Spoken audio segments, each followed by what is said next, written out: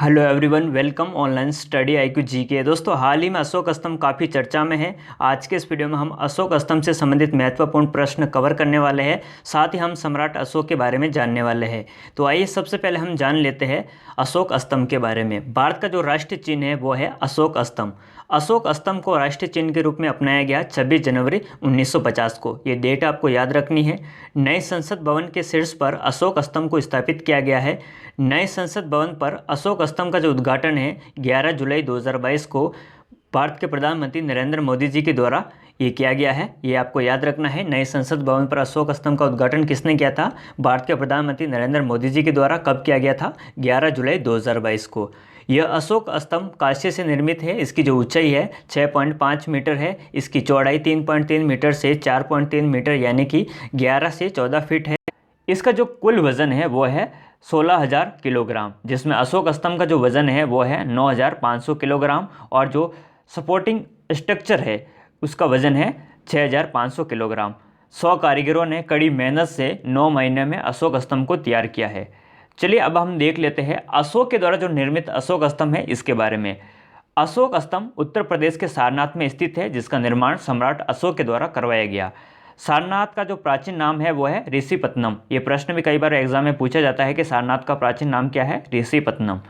महात्मा बुद्ध ने जो अपना प्रथम उपदेश है ये भी सारनाथ में दिया था, जो कि धर्मचक्र प्रवर्तन कहलाता है।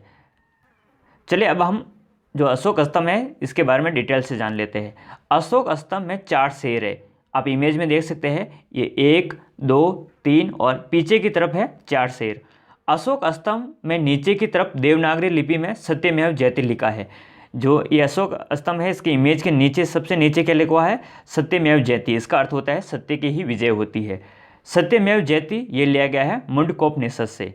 अशोक स्तंभ के नीचे चक्र बना हुआ है। ये आप इमेज में देख सकते हैं, ये चक्र बना हुआ है जिसके दाईं ओर घोड़ा है। यहाँ पर क्या है? घोड़ा है और बाईं ओर सांड है। जो घोड़ा है वो क्या है? गति का प्रतीक है और जो सांड है वो मेहनत का प्रतीक है।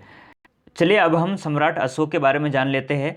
सारनाथ में अशोक स्तंभ का निर्माण सम्राट अशोक के द्वारा 250 ईसा पूर्व में करवाया गया। सम्राट अशोक चंद्रगुप्त मौर्य के पुत्र बिंदुसार के पुत्र थे, यानी चंद्रगुप्त मौर्य के क्या थे? पौत्र थे। सम्राट अशोक मौर्य वंश के तीसरे सबसे शक्तिशाली शासक थे। मौर्य वंश के संस्थापक कौन थे? चंद्रगुप्त मौर्य। मौर्य वंश के अंतिम शासक कौन थे? बृहदर्थ।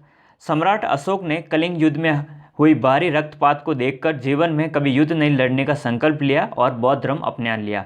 दोस्तों, यहाँ पर बौद्ध धर्म की बात हुई है तो महात्मा बुद्ध के बारे में भी जान लेते हैं। महात्मा बुद्ध बौद्ध धर्म के संस्थापक है। महात्मा बुद्ध को एशिया का ज्योतिपुंज भी कहा जाता है। महात्मा बुद्ध का जो बचपन का नाम था वो क्या था? सिद्धार्थ। महात्मा बुद्ध का जन्म हुआ था लुम्बिनी में। इनकी मृत्यु हुई थी कुशीनगर में। और महात्मा बुद्ध को ज्ञान की प्राप्ति कहाँ हुई थी? बोध गया नामक स्थान पर। और महात्मा बुद्ध ने जो अपना प्रथम उपदेश है ये दिया था सारनाथ में। दोस्तों, आज के इस वीडियो में बस इतना ही। मिलते हैं नेक्स्ट वीडियो में। तब तक के लिए जय हिंद, जय भारत।